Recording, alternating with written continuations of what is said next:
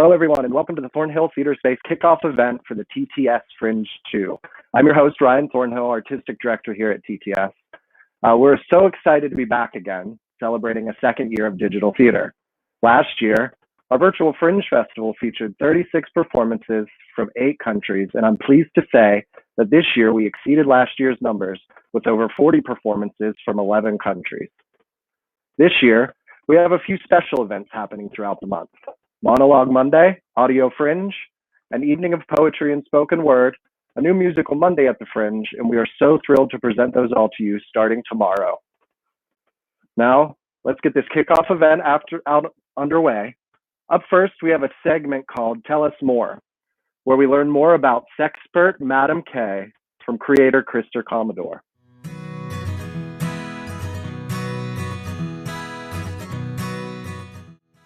Hi, I'm Krista Komondor. I'm very excited to be part of the Thornhill Theater Space Virtual Fringe.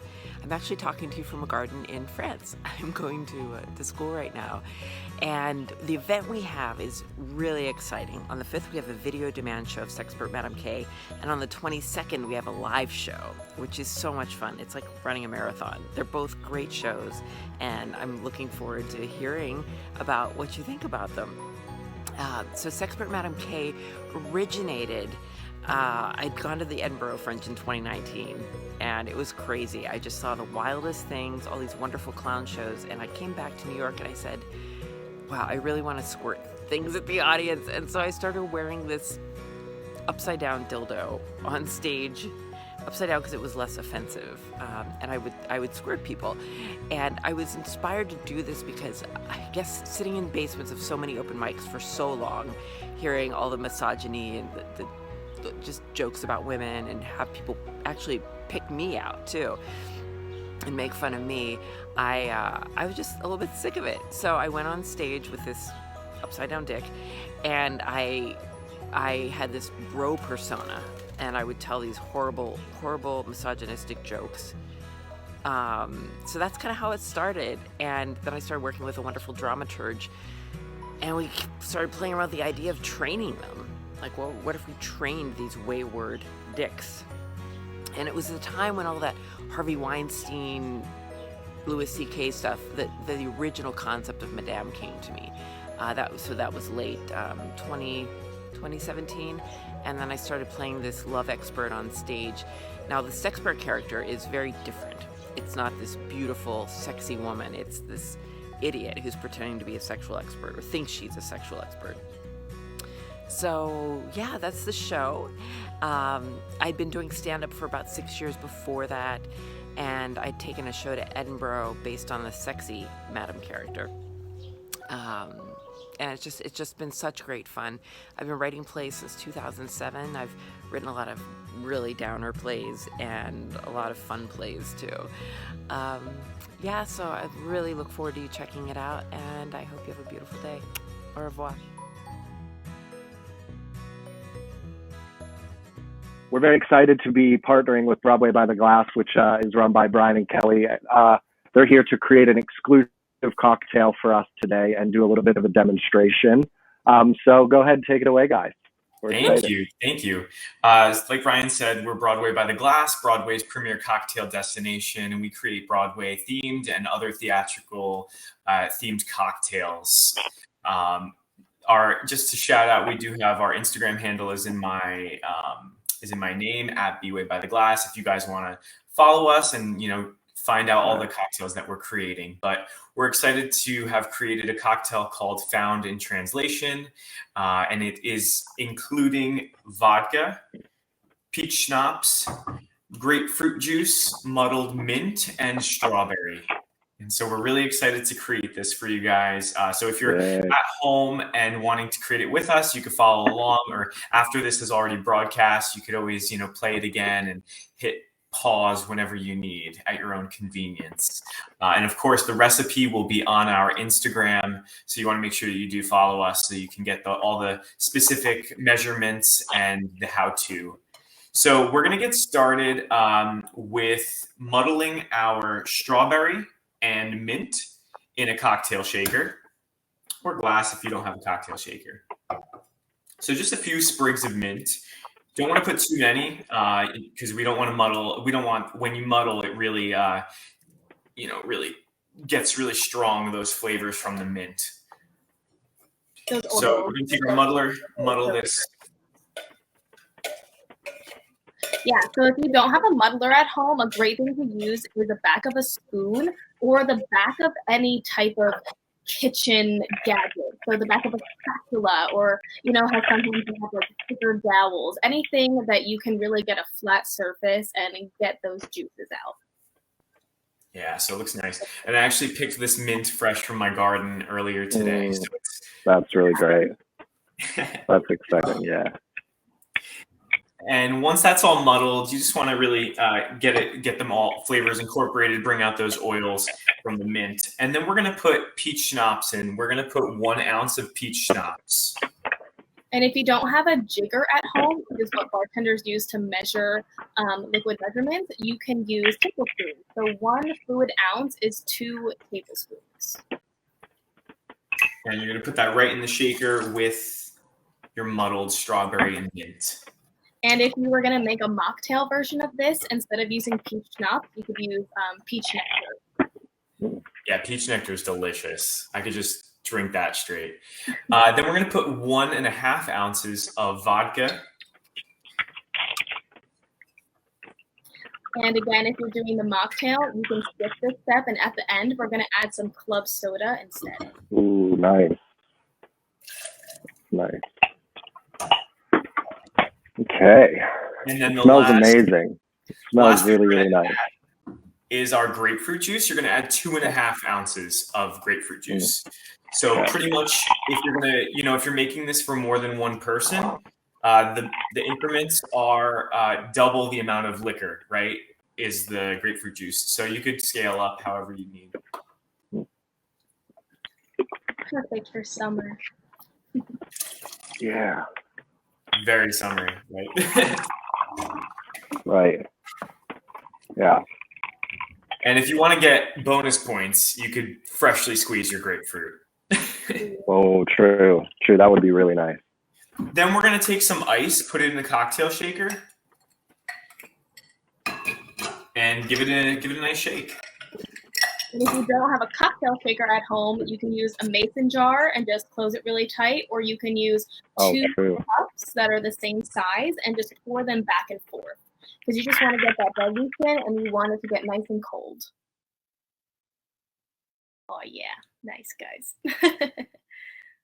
And a good rule of thumb is if you're using a cocktail shaker, once there's some frost on the outside of the shaker, you're good to go. All right. And now if you have a strainer at home, I tend to use one of these strainers rather than the one that comes with the shaker. We're going to strain this right into a glass filled with ice. And if you don't have a strainer, you could dirty pour it. You're just going to get, the chunks of strawberry. I even got some in here because I didn't use a, double strain. I kind of like that in my cocktails. Oh, I feel like I can smell it from here. I know. And then we're going to take to garnish with another sprig of mint and strawberry on the glass. So cute. And if you were making the mocktail, after you pour your mixture into the glass, just top it off with some club soda or seltzer. And what I love about garnishing with mint, even if you're not using it in the cocktail, even if you just garnish with mint, when you go to take a sip, you're getting those beautiful aromas from the mint, and it's playing with your flavor profile. So it may trick your senses into thinking that there's mint in the cocktail. For this, I did make it specifically with mint for that flavor, but let's give it a try. Cheers. Thank you, guys. That's really, really nice. Nice and refreshing. It's very summery, which is good for those of us in the part of the world where it's summer currently. So that's really nice. Thank you guys so much. What are you coming up? Anything you want to, let people know that you've got happening soon? Yeah, sure. I mean, Broadway's coming back, so we're really excited to be crafting cocktails for some of the shows that are going to be coming out. And keep doing. We do a bunch of live cocktail workshops, such as this one, either privately for groups, Right. for events, or we do it live on Instagram Live for our followers. And so it's we have a lot of fun doing that, and getting to speak with people in the industry and Absolutely, yeah. meet a bunch of people. Yeah. Right, exactly. And it's a good thing, that we can set these things up even, digitally from being, in different parts of the world, and just kind of, have some fun and celebrate theater in whatever way we can. And I just love this. I think it's a really great way to just have a fun celebration. It's so amazing what you guys are doing. 11 countries. I mean, Thank that's you. such a big feat. I can't even imagine, especially all the planning times that just go into that. Kelly and I always say that when we're planning an event, it's like, oh, we always forget to put the time zone. And Yeah.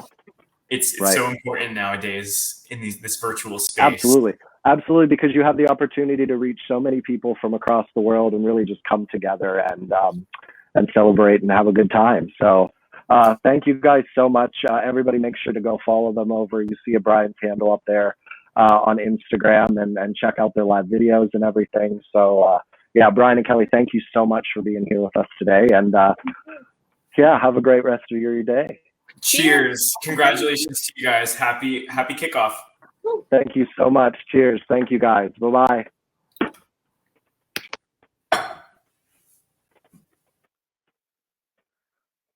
Okay, that was so good. The drink is really good. Go ahead.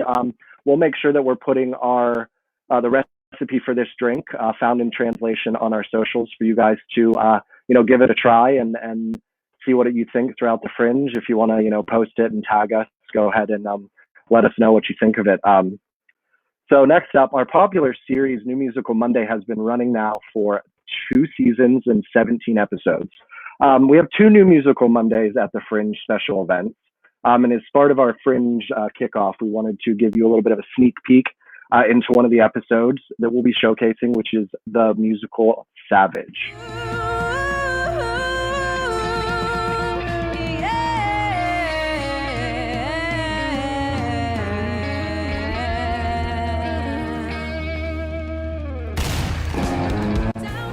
Hi, I'm Lyndall Hart. I'm the co-writer of the book for the new musical Savage.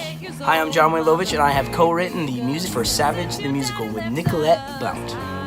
Hi, I'm Nicolette. I'm the creator, co-writer, lyricist, and co-composer of Savage the musical. Savage is a dramatic musical based on the true story of Wanda Savage, a Native American sharpshooter and silent film actress. What's amazing about it is that we're dealing with topics that we're dealing with today, but the story is 100 years old. Wanda is a compelling, if flawed, heroine, a strong, independent woman pursuing her dream of fame and success amidst the challenge of intense personal sacrifices. But Savage is more than the rise and fall of a renegade performer who went from circus to vaudeville to Hollywood to a Wyoming brothel. She had 5 husbands. That we know of. True. Although she had 7 children. And abandoned 4 of them. Savage highlights her relationship with her oldest son, Paul, their estrangement and their unbreakable bond. Wanda's struggle to rise above racism, abuse, and misogyny is just as relevant today as it was nearly 100 years ago when she lived it. With this captivating story and its memorable singable melodies, Savage is a story of survival, a quest for redemption and acceptance. But why are we telling the story of Wanda Savage? Because she's my great-grandma.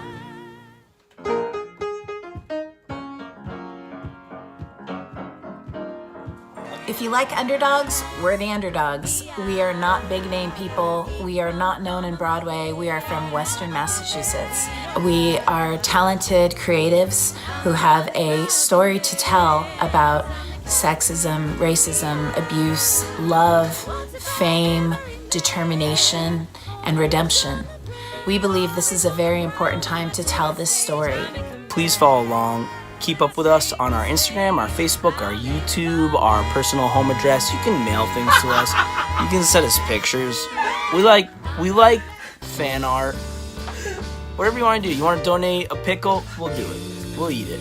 We're just excited to see this adventure out, and we never imagined that this project would be at this point. Please help us support the vision of the show. We really appreciate it. You're the best. We love our fans. We can't wait to bring Savage to you. We're so thankful for your support.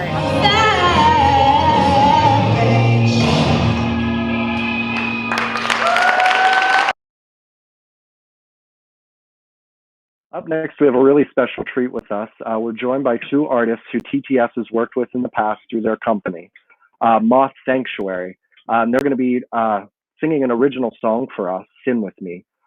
So please welcome to the stream, Andrew Bate and Chloe Gorman. But thank you guys for being here with us.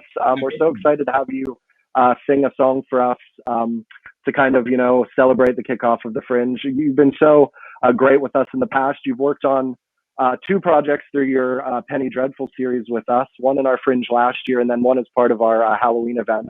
And then we're getting another one again for this Fringe as well. So for the video Fringe, yes. So we're really excited to be producing a new series of Penny Dreadfuls and to have the very first one be broadcast here at the Fringe before it's put out on the podcast series. So yes, I'm looking forward to that. Perfect. And we'll go ahead and chat about a few other things, but we just want to go ahead and jump into your song. We want to have a listen and everything. So you guys go ahead and take it away. We're real excited. Thanks. All right. Awesome.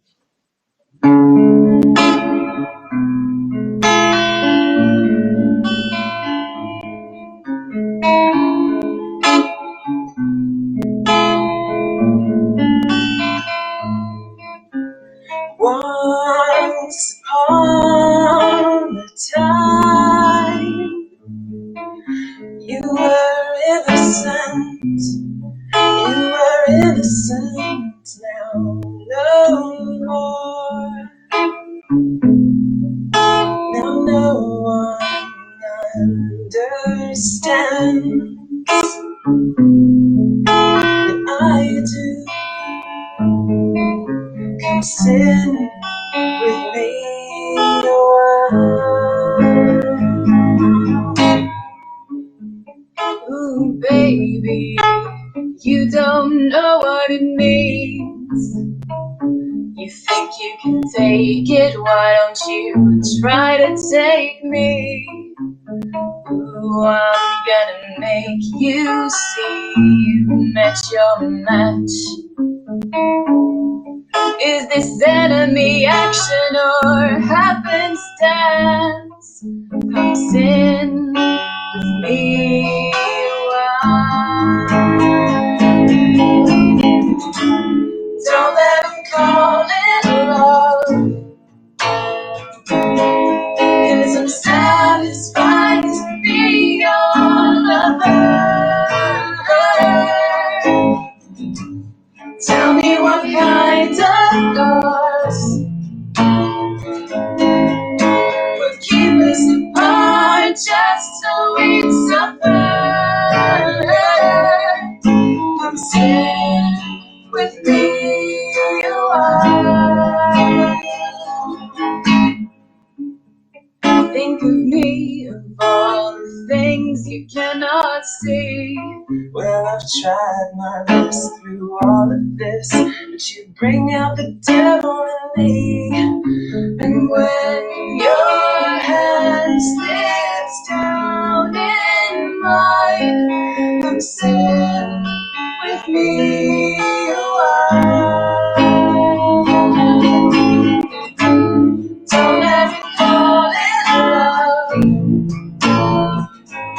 'cause I'm satisfied to be your lover. Tell me what kind of cause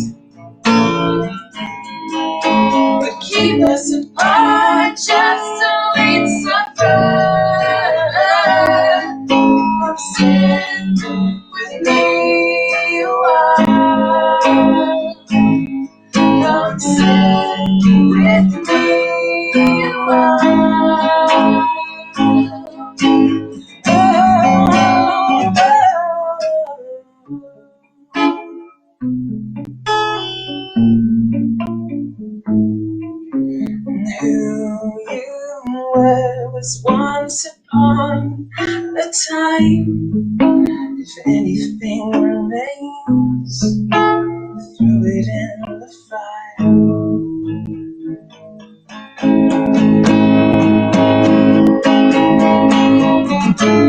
Don't let it fall in love, 'cause I'm satisfied to be your lover. Tell me what kind of scars would keep us apart just so we suffer. Now stand with me a while. Come stand with me a while. Come stand with me a while.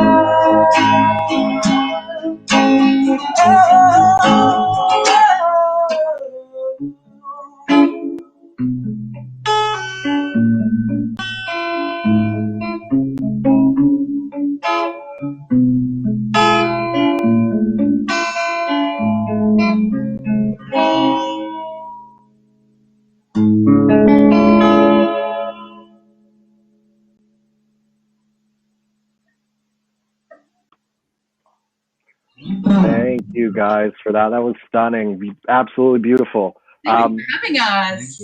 Absolutely. I knew that you guys had kind of done, music as well. I knew there was a YouTube channel with new original songs and everything. And we had worked together before on theater-based stuff. So I thought it was really great to be able to connect again, to be able to showcase a different creative outlet that you guys use, which is awesome. So go ahead and let everybody know about the YouTube channel. Where can they go? What's it called so they can check it out? Yeah, so the YouTube channel, it comes under only my name at the moment, just because. Okay. Right. I've been doing this for a long time, and it's only recently that Chloe and I have started writing songs and performing them together. This is actually the first time that we've actually done anything live. Yeah. So. Oh wow! Extra special opportunity for us. That's really great. Oh my gosh, that's so good to know. That's really special, and we're so happy that you guys came on to do that for us. Now, just really quickly before we wrap it up with you guys' lovely performance here, can you just give us a tiny little insight into the story of what the Audio Fringe production you guys have is going to be, without giving too much away? Give us a tiny little sneak peek. Really spooky. Yeah, so in keeping with the Penny Dreadfuls theme, it is set along the lines of being very horror oriented. Yeah, very gothic inspired. So lots of kind of things pulling from the gothic tradition. Yes, it's because the Penny Dreadful series is a series of audiobooks or short audiobooks, and this one is investigating that classic gothic trope, the haunted house, as it were. So yeah, look forward to that. That's great. That's exciting, and it's so nice to know that there's another season. I know, like most things that we feature with what we do, all kind of spawned out of the pandemic and being stuck at home and everything. But it's nice to see, and I'm a huge champion of continuing that and continuing to be digitally creative and using our art in that kind of atmosphere. So I'm glad to see that you guys are going to be back with the season 2, and we'll make sure once all of that happens and you launch everything, we're tagging everything so everybody can go and check it out and everything. So again, Andrew, Chloe, thank you so much for being here and singing your song for us. It was really wonderful. Thanks. Thank you for having us, Ryan. It's so exciting to be part of Fringe this year again. Thank you so much for your support and being a part of everything. So have a great rest of your day. You too. Bye. Bye, guys. Just some of the partners that we work with that help us kind of get the word out about our festival and help us a lot. So we've got Center Stage Blog. You can find them on Instagram at Center Stage Blog. And then Both Sides of the Curtain. You can find them on Instagram as well at Both Sides of the Curtain. They've just, done some articles for us for this Fringe and past, and we just want to, give a shout out to them and thank them for everything that they do. So go check them out and see what they're all about. So next up, we're going to keep it in the TTS family. We're going to have our resident playwright and one of our producers here with us, Pedro Diegues. Hi. Hi, Pedro. Thank you for being here. How are you? I'm good. It's raining, but I'm all right. Uh-oh. Hopefully the sound's not too bad. It sounds all right for now. Yeah, it's all good. So you've been with me since kind of the beginning of all of this and since it started, helping me, along the way with, writing and helping produce. So what has it been like for you to work in the sphere of digital theater, specifically as a writer? As a writer, it's been amazing having the opportunity to collaborate with people around the world that I'd never had the opportunity to if it wasn't for everything going digital. Finding out about these stories and different cultures that I would never have had access to in the city that I am, just from like the means of it. But I think that digital theater, it's been something that's been lurking in the background, and everything goes digital at some point. And what we've been going through for like the past year, 2 years, has kind of like pushed the evolution a bit further, so that it's happening a lot sooner than later. And I think it'll be here to stay. Maybe not as intense as it is now, but I think it's great that I can focus on stories that can reach parts of the world that I never thought they would if I was just to do something like locally. So yeah, as a writer, it's been awesome. Right, absolutely. And it is, you're right. And that's kind of been, the best part about all of this is being able to reach those areas that you normally wouldn't. And this is kind of the best way to go about it. Yeah. So also as part of the company, you wrote a original piece for us to present. I directed it. It was called Self-Care Tips with Tiffany. What was your inspiration for writing that? It is quite a specific story. Could you let us know what the idea behind that was? I mean, story-wise, I wrote this at the very beginning of this pandemic, and I was just taking the character of a very high-energy influencer with some deep-rooted anxiety and how she would react in this situation. And story-wise, it was just trying to make predictions of how bad can this get, what situations can we find ourselves in.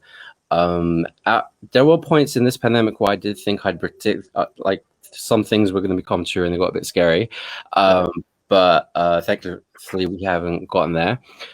And stylistically, I wanted to write something that would be great for a digital platform, but it would easily be transferable for something on stage as well. So I really wanted to play with the idea of it being like a Zoom setup, but then not to give too much away, but the audience start asking, is this a Zoom call? Is it not a Zoom call? Right. So then I wanted to write it so the director could have a lot of fun of directing this from a screen or on a stage. So the story could like go in many different ways. Yeah, absolutely.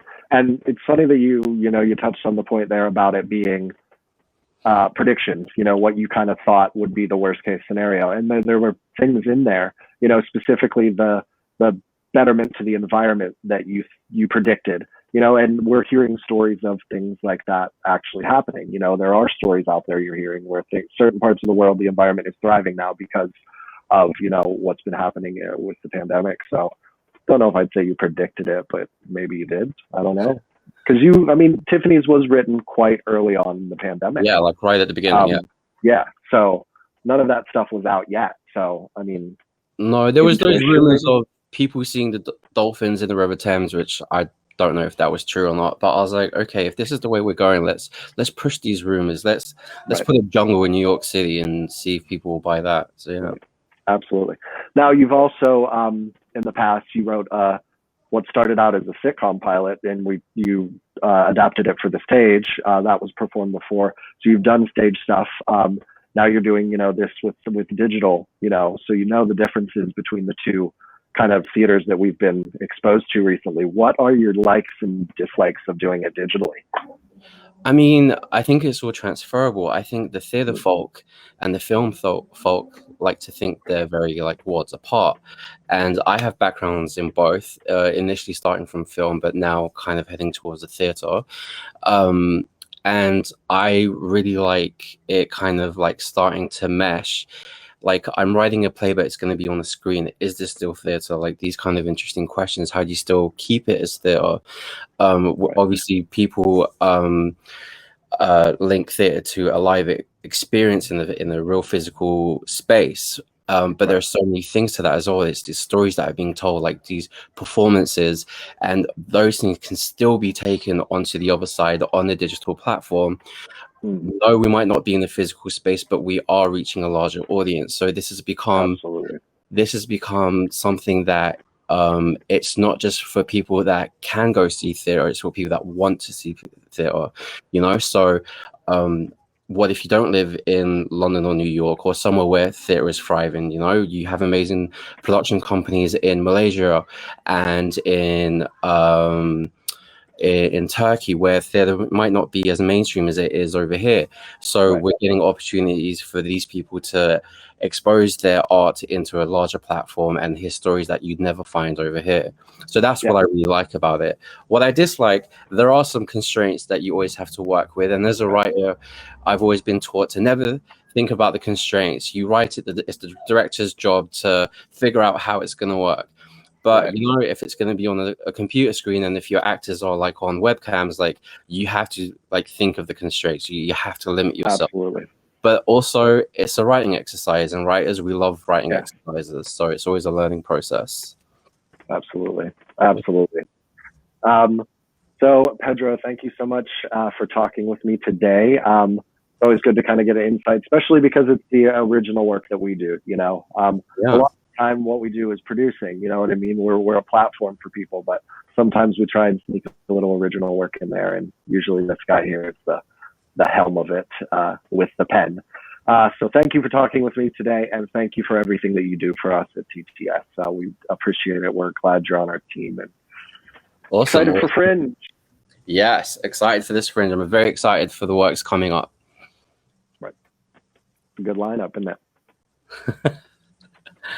All right, Pedro, thank you so much. Enjoy the rest of your day. Bye-bye. Bye. Okay, thank you, Pedro. That was really great, like I said, to pick the mind of our resident playwright and get his insight into things and how he's coped with the digital changeover with theater there for a bit. So to wrap up our kickoff event, what we want to do is we want to share with you the performances that we'll be presenting as part of TTS Fringe 2. So have a look.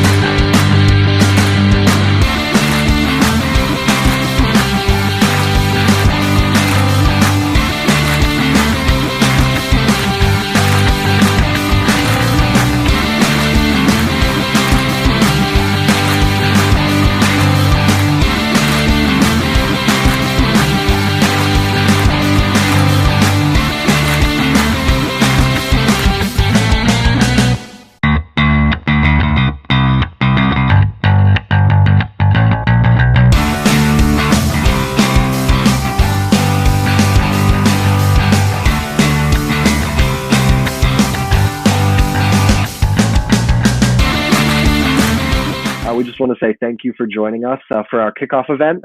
Apologies again for the audio issues there for a bit. And thank you for helping us launch our second annual Fringe Festival. Fringe kicks off tomorrow night with Monologue Monday Part 1. And that's at 7 p.m. BST and 2 p.m. EDT. Enjoy the Fringe and let us know by tagging us on social media and everything. Thank you guys so much for joining us, and have a good rest of your day. Bye.